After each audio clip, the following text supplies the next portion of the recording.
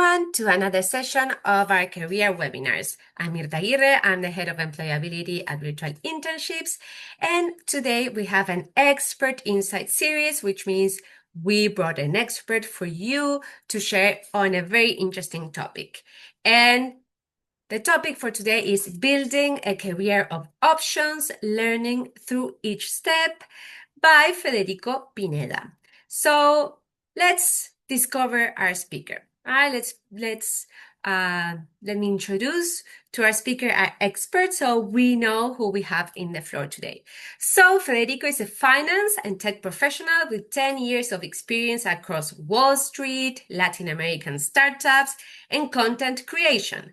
He began his career at JP Morgan in New York, advising institutional clients across Brazil, Mexico, and the Andean region in Latin America, before pivoting to the startup world in Brazil, where he led capital markets and later became a product lead at DB Bank. There, he helped launch a payment orchestration platform for e-commerce businesses in Latin America. Passionate about financial education, Federico is also the co-founder and host of Boteco Talks, a podcast that brings personal finance topics to life through relaxed, bar-style conversations. Through his journey, Federico has embraced career optionality and believes in learning through doing, following curiosity, and designing a path that evolves with you. So, very international experience. We're gonna take a further look what we're gonna discuss today in our session. So, what if building a career wasn't about having all the answers early on, but rather about staying curious, making bold moves, and learning from every step? In this session, Federico, our speaker, will share the unconventional journey that allowed him to embrace a strategy of career optionality, meaning he used each experience as a way to explore, iterate, and grow. So in this session, we're gonna inspire you to reframe a little bit failure and see it as a stepping stone, to embrace not knowing, as long as you are willing to figure out and leverage your skills. We can embrace not knowing what comes next, and to see side projects as a way to build skills and confidence. So without further ado, welcome Federico. I'm very happy to have you here today. Thank you, Mirta, for that very kind introduction. And it is a privilege to be speaking with all of you here today. I see we're more than 50 participants spread across the entire globe. So it's really a unique opportunity to connect with all of you and share a little bit about my story. And hopefully you can all come from this conversation with a little bit, some tools, some perspective. And of course, if I can be of help in any way, would be more than happy to connect. And after the fact, just one more information about me that wasn't in that very fine introduction, Mirta, which I really appreciate it, but I'm also from Venezuela originally. I always like to mention that because even though I worked in the US, I went to school and I worked in the US for 10 years. I was born and raised in Venezuela, and obviously that's a very important part of who I am, what I do, and I always try to carry that as much as I can. We have that But beautiful sea on your background. this is where I hope I could be right now. I mean, I'm very much happy to be here speaking with all of you, but Yes, after the fact, I but wish I at could be on Venezuela, you this could beach. definitely find these landscapes. It is true. Venezuela is a beautiful country, and I've been to Venezuela is some of in the Latin countries there. America, guys, for those who geography is a Yes, bit. So yes, Federico comes from Latin yes, America, very beautiful country, Venezuela. it is. It is very much so. But anyways, so everybody and also feel free to just raise your hand, ask questions in between. The more interactive this is, the better. If we can make it more conversational, I think it's much more productive for all of us. Definitely don't want to enter into a 40-minute monologue, because yeah, I think it'd be better if it's more interactive. So anyways, what I wanted to talk to you today is about career options and learning through each step of the way. My career path is still very much beginning. It hasn't been linear by any way. I've faced plenty of ups and downs. And I think being able to take away the positives from every experience is just what allows you to put yourself in a position to succeed and puts yourself in a position of having optionality, which I think is what ultimately you want to solve for. Now, before I start, I want to ask, and I don't know, we can just do some emojis. Who from this crowd knows exactly what they want to do, what they want to work on? We need to use emoji if we do, or if We we can do do not know. emojis. I just like exactly who knows exactly what they want to do. I'm wondering if it's okay. Let me ask you this: who has no idea what they want to do? Just to see if it's an emoji issue, if it's if it's the question that's being framed in the wrong way. Let me see if we put into the chat. Feel free to send, I don't know, balloons or something. Who has If you no don't idea what they know. want to do? If you don't know, if you don't know what you want to do. Emmanuel, thank you. Confused. Fatima, thank you for your honesty. Um, Anybody else? I'll give a couple I'm more sending you minutes. a mate. That's my emoji. Amate, okay. Mia, don't no need to frown, Mia. This is We have and Buenisma, okay. strawberries. Amazing, amazing. So I'm speaking to We the right have crowd. And the reason belting. I love it. Chirag, it changes every time, as well it should. Anyways, so the reason I asked is because when I was in university or soon to be graduating for university, I had absolutely no idea what I wanted to do. And not only didn't have much of an idea, it consistently changes based on the conditions on the ground. Um, and I wanted to start off by sharing a quick anecdote because I think it's important to share. When before I started off at JP Morgan, I was in my senior year of college. I had just come What from did you 6 months study, living. Federico? I studied finance. So I studied finance and leadership Yes. at the Boston College. Yes. And I was in my senior year of university. And my university is pretty competitive. And most of my friends already had their jobs lined up by the time for a year prior from their internship. So internships are obviously very important. But most of the people who I studied with and I lived with, they knew what they wanted to do. It wasn't my case. And I went into my senior year and I didn't have any job lined up or much idea of what I wanted to do. And if I'm gonna be super honest with you, I was super afraid. I was petrified because most of what had happened until then was relatively, call it upward. It was an upward trajectory. I did well in high school. I got into a good school that I really wanted to get into. Um, and for the most part, my parents were proud of me and whatnot. And then when it came time to apply for my full-time job, I didn't know what I wanted to do. And then what most people do, and it's what you should do, is apply to as many jobs as you can, figure out what is a sector that you like, essentially, potentially, and then just shoot out as much applications as possible. That wasn't me. I was so afraid. I didn't apply to a single job. You start applying in September for full-time jobs. It was October, end of November, and I still hadn't applied to a single job because I was in absolute paralysis. I only applied to one job, and lucky enough, it was a job that I got into. And I don't say that with pride. I was almost nudged in that direction because JP Morgan was recruiting in my school. Um, and then there was an event. I went to the event, and then it evolved from there. But the point I'm trying to get to is if you're afraid right now, it is perfectly understandable. And what I would encourage you to do is do what I didn't do and just try to get past that fear. Now, I'm going to start off explaining a little bit about how my experience at JP Morgan was, more so than the process of getting into JP Morgan, because as I mentioned, I think I was extremely lucky. Funny enough, like I'm Venezuelan, so I'm a Spanish speaker, but I had gone abroad to Brazil for 6 months and they were looking for Portuguese speakers. And that was the only reason why I ended up getting the job that I got into. So nothing on that process you should probably take away.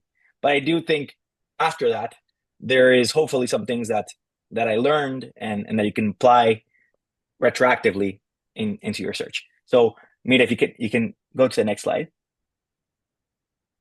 Yes.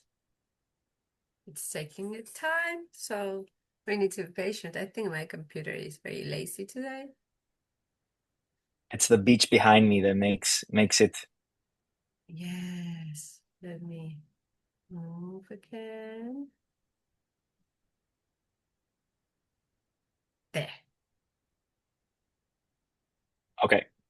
So the first thing is facing your fears. Um, I think it's one of those things that it's easier said than done. But what I since tried to do that has helped me along the way is doing like little micro steps, right? You send out an application, do something that makes you uncomfortable. I'm going to refer to that towards the end of the presentation with my content creation projects. But in the end, the answer, it's already a no if you don't try. So it's important to face your fear. The second point is if you don't have a master plan, that's okay because all you need is momentum. You need momentum to keep pushing forward. You need momentum that's going to open avenues, and you need momentum to just make sure that you keep on acting towards what you want to build. Now, what did I learn from JP Morgan? And maybe you can go to the next slide. So what I gained a lot of discipline. I gained an understanding of what are some standards that I want to uphold myself to. I gained a lot of optionality. Now that picture is, these are some of my colleagues. It was a great place to work in. It was a trading floor on Park Avenue, which was a lot of fun, great people to work with. Now, why did I gain those things? When you're thinking about where to work first, everything that you learn is profit. Why? Because you're starting off so young that you just want to learn as much as possible and pick up as many things as you could. So, why did I choose finance, for example? One, it was the highest paying job. And I was like, you know what? Let me just, that gives you optionality. Why JP Morgan? It was, they recruited at school, but it afforded me brand equity. And it was a great learning opportunity. And like I mentioned, I was able to gain some discipline, high standards, and optionality along the way. So, what are some examples of that? I like to speak through anecdotes. Um, I remember one of the funnest days in during my time at JP Morgan. There were 2 days that set each other apart. First, it was during Brexit. And then the second one was when Donald Trump was first elected president in 2016. And why is that? These were probably two of the most world changing events, probably in the past decade. And I remember being on the trading floor, for example. It was 2 3 a.m. And then it became clear that the UK was going to vote to leave the European Union. And as that happened, the fun thing about markets is that you always have to be engaged. It's very quick and everything is interconnected. So as Brexit came about, what are some things that happened? The British pound sold off, meaning it lost a lot of its value. You saw gold gain a lot of value. You saw equity futures, meaning where markets were anticipating the equity markets to open in Europe, going completely down. And the world was just basically filled with a lot of uncertainty. Similar thing to when Donald Trump was elected in 2016. I remember it was 10 p.m. and you can see as some of the states started declaring Donald Trump victorious, same thing happened. Gold was starting to go up. U.S. futures in this case were starting to go down, so you anticipated that the equity market starting to go down. And then you had all these clients calling me, extremely concerned about what was going to happen. I had clients who bought gold at midnight. I had clients who bought Swiss francs at 1 a.m. Basically, everybody's reacting real time to what was probably the most consequential presidential election in who knows how far back.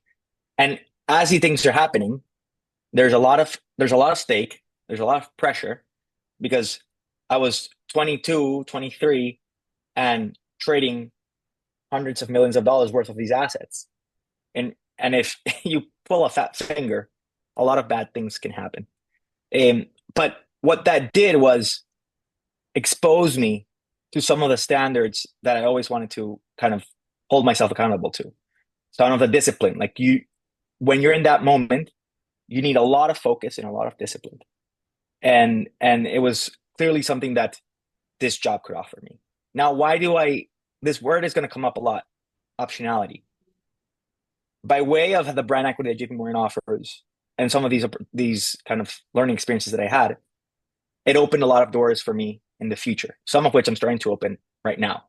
So I think when you're starting to think about where to start off, if it is a company that can open doors in the future, if it's working with somebody, I think structured kind of jobs nowadays are becoming less and less the norm just because of the velocity of building a business and the technology that is offered to it today, like through AI and whatnot.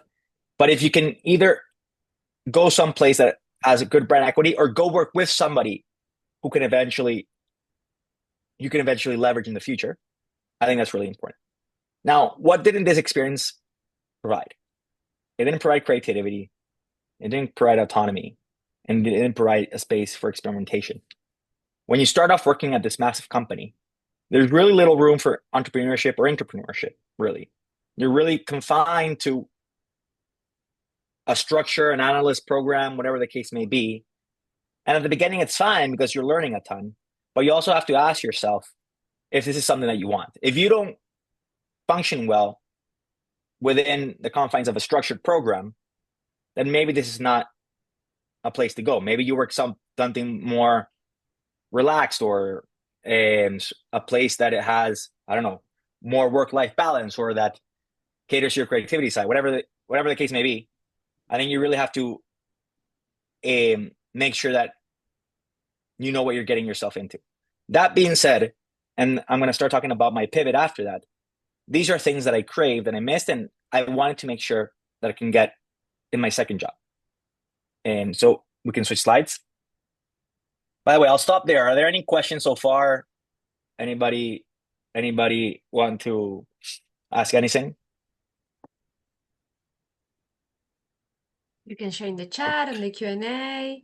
I did I guess like I'm not.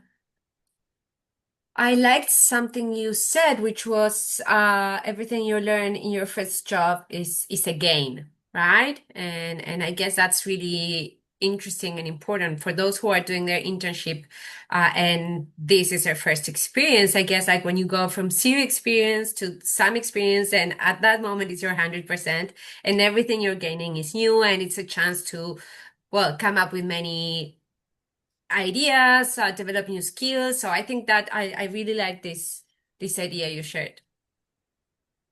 Right. All right. I guess there's no questions.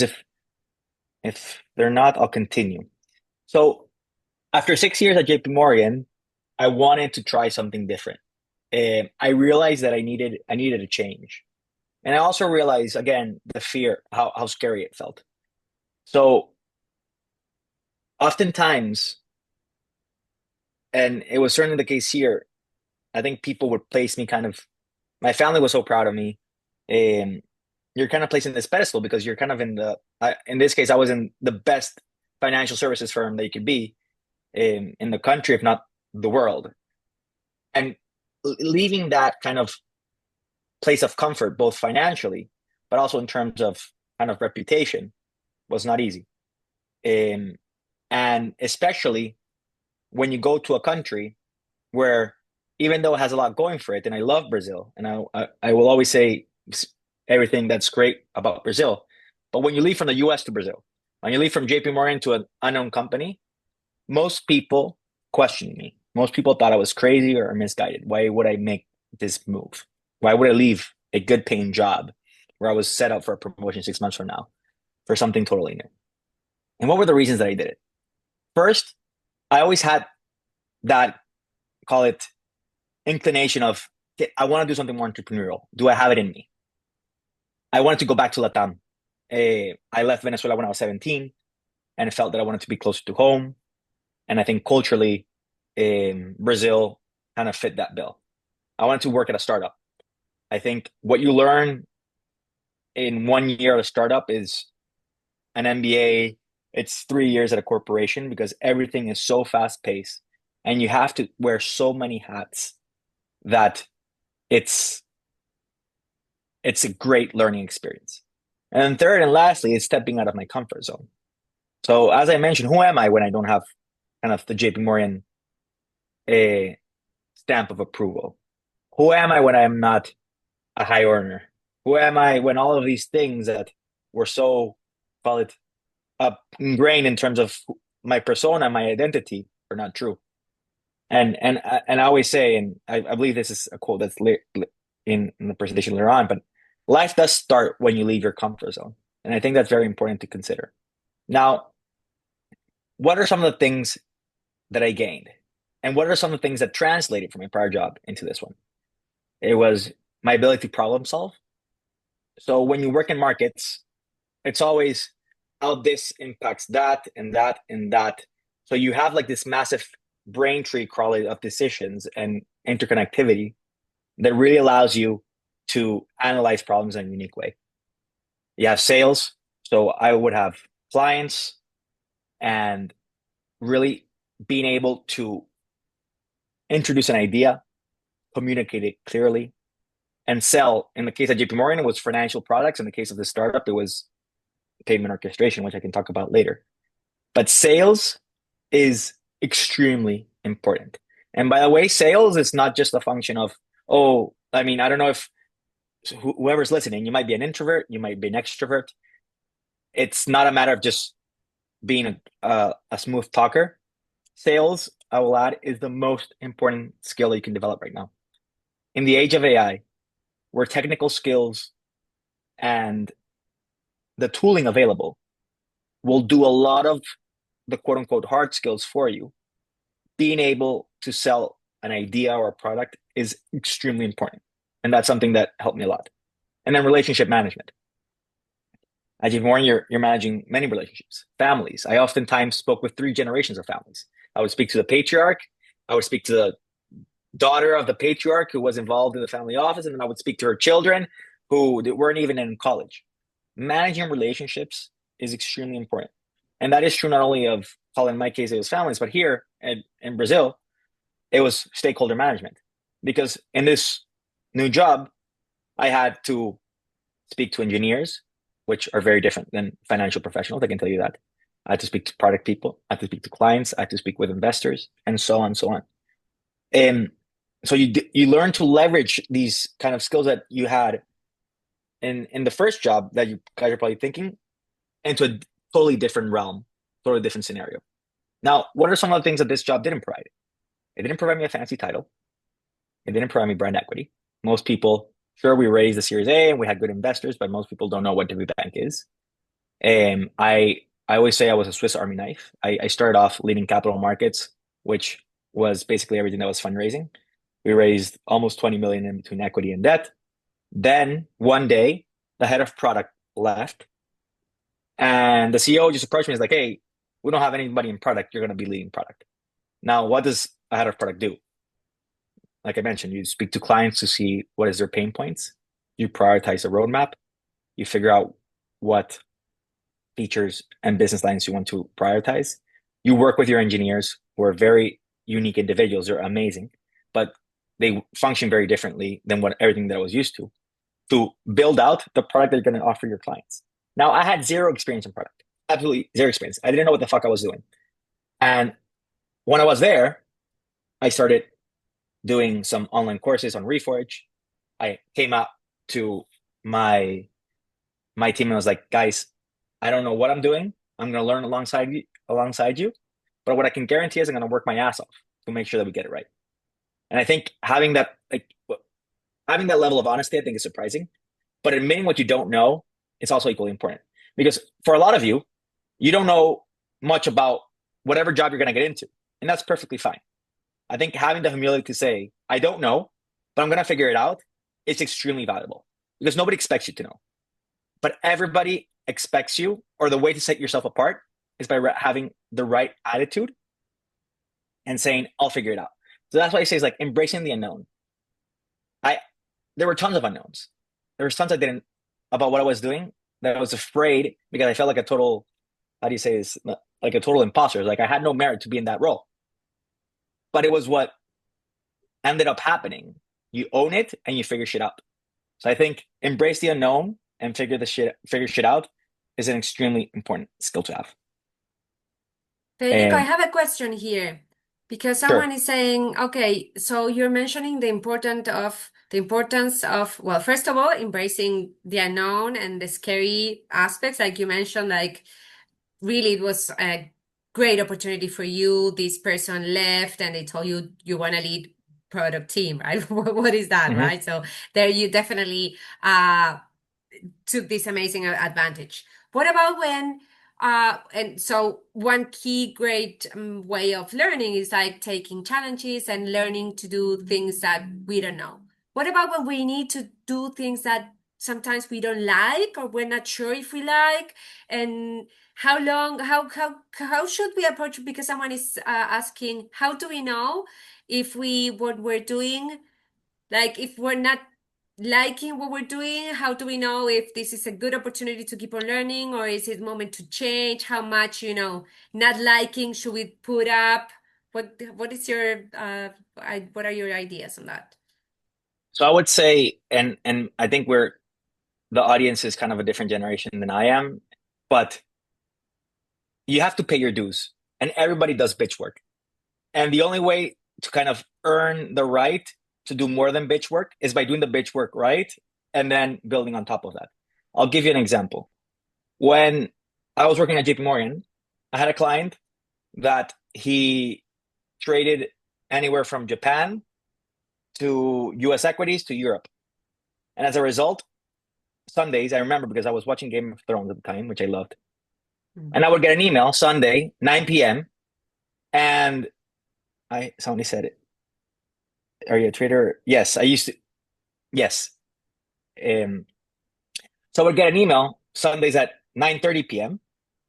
saying, I want to buy whatever, Mitsubishi. And I would haul my ass to the office Sunday evening. Oftentimes it was extremely cold because it was in the winter. I would log in. Back then, the remote setup wasn't as helpful. And then I would call Japan, put in the order for the client, and get it done. And then in the morning, he would send an email at 4 a.m. saying that he wanted to buy something in Europe. And then I would wake up and then do the same thing again and trade Europe for him. And then I was in the office to do US equities and do out my entire full day.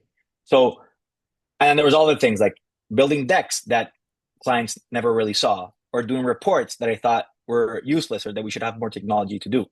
But had I not done that, I wouldn't have been afforded the opportunity to do a lot of the sexier work or a lot of kind of the work that you enjoy more. Because my boss wouldn't have said, okay, you go and pitch this product in front of the client. You go and sell this. You go and develop that relationship. So I think it, at the end of the day, the shit has to fall somewhere. And when you're very junior, it's like the buck stops with you. But it's what you need to do to eventually do a lot of the better work. So I wouldn't think too much of it. And by the way, even when you're more senior and you still do a lot of bitch work and things that you don't like. Like nobody ever does.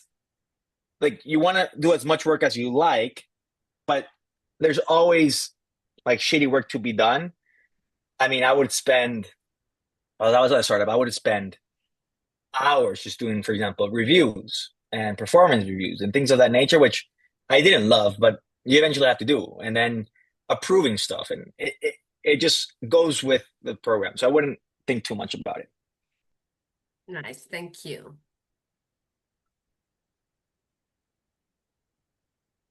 So, That's the quote that I love. So I already yes. mentioned it, but we can go to the next slide. Alrighty.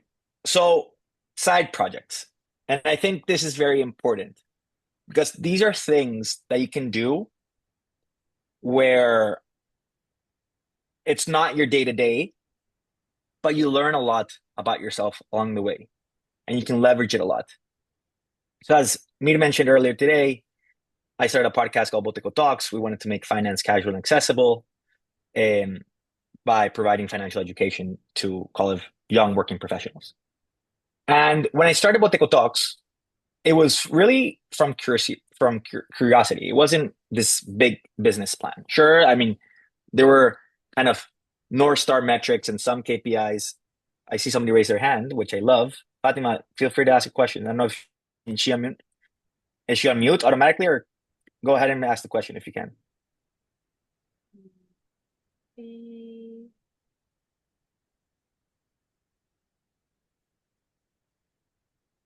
Fatima, are you unmuted? she Oh, it was can a mistake. just. Uh, Okay. no, I'm sorry. Please continue. Okay, it was a mistake. And by the way, don't, Jaliso, thank you. Mr. Federico is my dad. You can call me Fe. But anyways, um, so I started this because I wanted to help people become more financially literate. It's one of those things that usually universities don't teach you, and I think it's very important. And I wanted to do it in a way that was very casual and very relatable. Now, what are some of the things that this gave me? It gave me a platform where I could share information. I was able to develop new skills, and I was able to improve my confidence. Now, confidence, building confidence is not is something that takes a lot of time and tends to be extremely uncomfortable. And how I developed it is probably not how you would think. This project didn't become this massive thing. I don't know, yeah, I didn't make money out of it. But I built confidence through rejection. And these are important things to consider because tying together being afraid, but facing those fears and being rejected, that's really, really important because you're going to get a lot of no's and things are not going to go your way. But how you react and how you face situations is what really matters. So this is what happened with the project. First off, my KPIs were completely off, key performance indicators. I thought I was making a pod. I was thought I was going to build a podcasting business. I thought I was going to grow to thousands and hundreds of thousands of listeners. I was going to be the next Diary of a CEO or investing like the best or pick your favorite podcaster. And that didn't happen. Um, but when I look back, so I will say it's important that you're realistic about what your KPIs are. But the most important thing is even though I didn't achieve my KPIs initially, I still think it was a widely successful project for me. And it still serves me well. Why? I say podcasting and content creation is an act of masochism. And there's because you face rejection every step of the way. Imagine spending hours creating an episode and then hours editing it and then hours marketing on social media. By the way, I'm a very private person, so the whole social media thing doesn't really like do well for me. And then you do all that process, you spend 8 to 10 hours a week to put out an episode, and then 20 people listen to it, or 10 people listen to it, 30 people listen to it. So every time it's it's this sort of rejection that it really fucking sucks, right? But and you feel that you're putting yourself out there and you're being embarrassed. But in a certain way, building resilience in the face of that rejection is extremely, extremely important because it's what allows you to become less afraid. It's what allows you to apply and they say no and you still apply.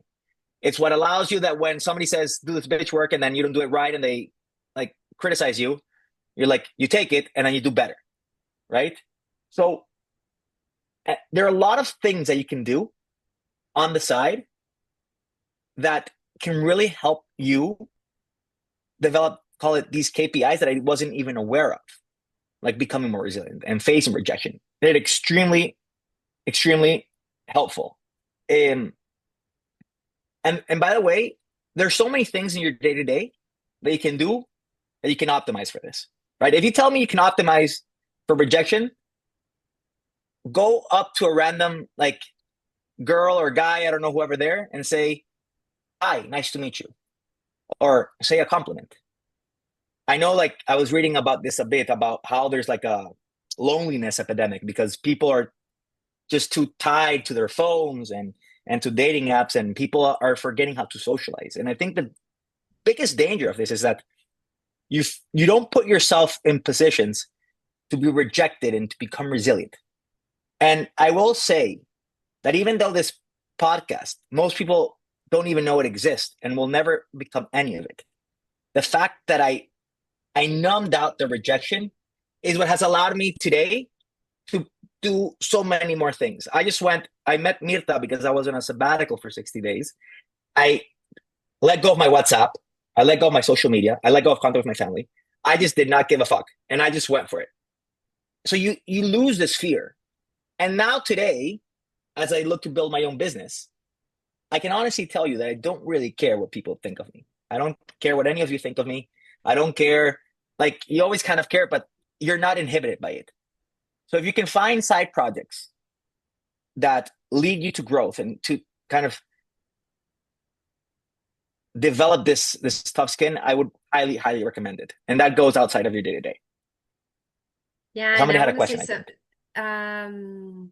Someone is saying, totally agree with Mr. Federico. The time spent and the embarrassment posting content to get engagement. We all need to be strong in the face of rejection. The rejection of others is feedback, right?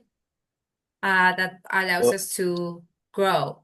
And yes, thank you, Lily, for your reflection. thank you, And I Lily. think definitely I've seen people who as a conscious exercise, they set themselves a goal every, I don't know, 3 days, each time a week, and said, okay, this week I will do something that will make me feel scared and where I will be rejected, right? The goal is to get rejected. And then you said, okay, I will go and ask this person who is eating, I don't know, some chips, and I will sit next to them and, hey, I'm sorry, like, could you share one? The goal is for this person to say no. And when they say go, I feel okay.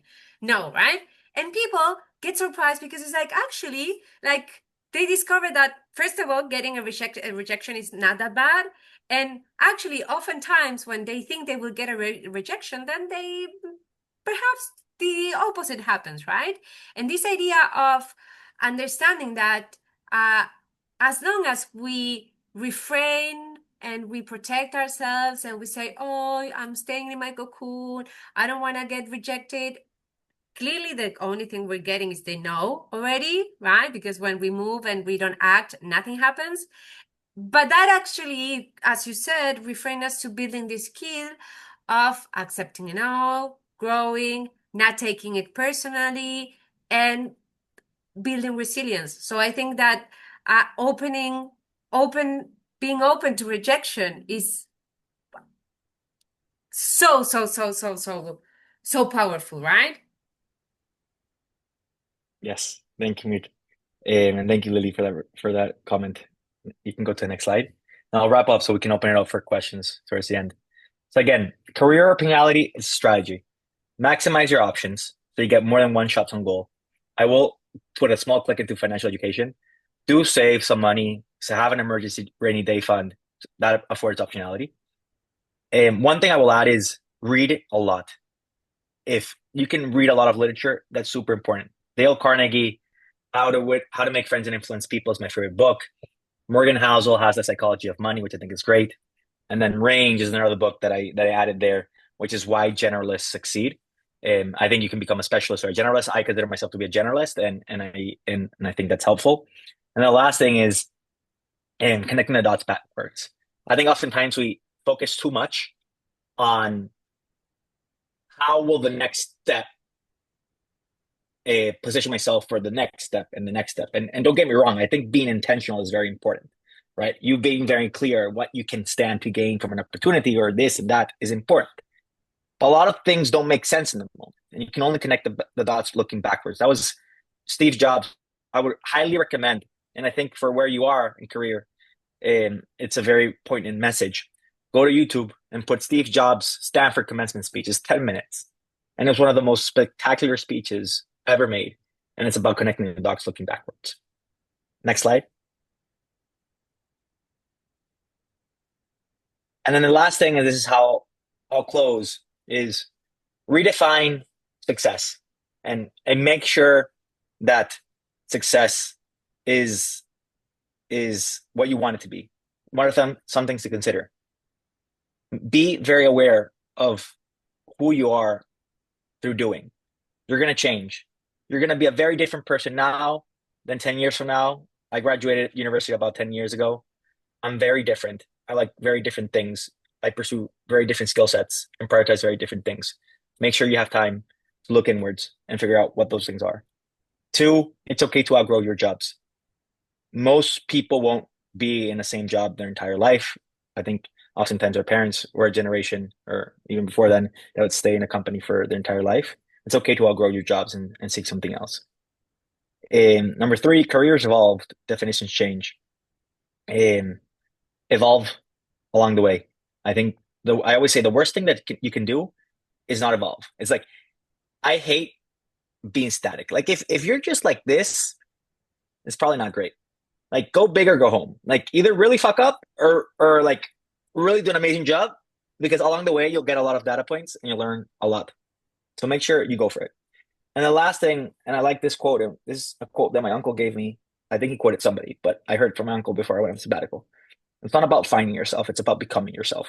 Oftentimes, I think we're obsessed with, oh, I want to find my passion and I want to do this and I want to do that and I want to do something that's very nice and pretty. But this idea that you're going to find yourself, I think it's oftentimes too altruistic and too romantic. So instead of focusing on like finding yourself, focusing on becoming yourself. Who do you want to be? Because your past doesn't matter, your childhood doesn't matter. Sure, it impacts who you are and your decisions you make. But in the end, you're the owner of your life, right? And I would suggest even a book called Becoming Supernatural by Joe Dispenza that talks about some of like your kind of how you're wired and how your past wires your future. But in the end, like the beautiful thing about living in a globalized world and living in a world where technology is more and more accessible is that it levels the playing field that much more. So if I could just like leave you with one last thing is become yourself. Whatever it is you want to do, work your ass off and just go for it. And I think with that, I finished the presentation and happy to answer any questions. Thank you, Federico. Yes, we do have a question from the audience who asks, to what extent do you think social presence is very important to career progression? I personally am not that active on social media, including LinkedIn, and I prefer more volunteering or anything that could involve more real human interaction. What do you think on this? So Omyama, um, Omanya. I'm sorry if I mispronounced your name, but thank you for that question. I would say it depends what your goals are. I know people who are very successful without any social media presence. I know people who are. I, for example, am not very active on social media just because I'm a little bit more private. I try to be, I want to be a little bit more, and it depends on what I do. If I'm not, if I am or not, I will say if you are going to be more active on social media, make sure you're super authentic. With ChatGPT, now people can tell what you wrote or what you thought and what ChatGPT thought. So be very intentional being yourself. I think people can spot when you're not being authentic, and that's the absolute worst thing. Like being fake is the absolute worst. Don't apologize for who you are or what you think. Just be authentic. Now, if it doesn't advance your career, then maybe you don't need it, right? If you're in a career that you don't need it, then I mean, and you don't like it, then maybe don't even do it. But the truth is that there is oftentimes there is value in building in public. There is value in putting your thoughts out there because that will lead to new conversations, more depth. People respect you more. So I think there, depending on what you're looking to gain from it, there is definitely a benefit.